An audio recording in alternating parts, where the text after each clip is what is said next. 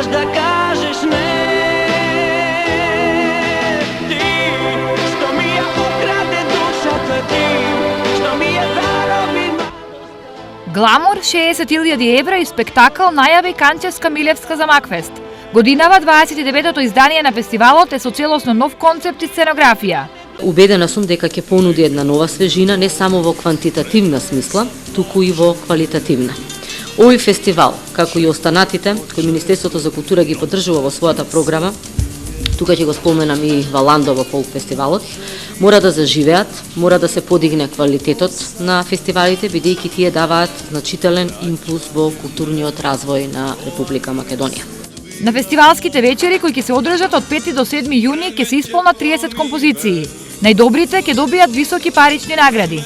20.000 евра за првото место, 15.000 евра за второто место, 10.000 евра за третото место и две награди од по 3.000 евра за најдобар дебютант и најдобар сценска изведба.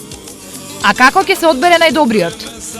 Гласањето ќе оди по систем SMS, значи телевоутинг, и на тој начин ќе бидат избрани победниците на ова 29-то издание на фестивалот. Но за прв пат годинава изведувачите на Макфест ќе пеат во живо со придружба на ревискиот оркестар на македонската телевизија. Оркестарот веќе повеќе од недела дена работи на аранжманите, на песните и дека се е во најдобар ред. Песните исто така ќе се снимат, ќе се издаде и CD на фестивалот. Ова е уште една можност за музичка промоција на Штип.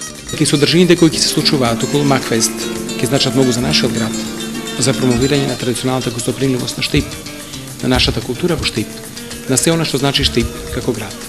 Годинава Макфест ќе се реализира со 10 милиони денари, од кои 7 ќе издвои Министерството за култура, а 3 општина Штип. Инаку Макфест е манифестација која дава особен придонес во градењето на македонската поп музика. За прв пат се одржа во 1986 година, а од него излегле многу денес етаблирани пејачи и над 1000 композиции. Опасно сум љубен во тебе, не сваќаш, луд сум без тебе.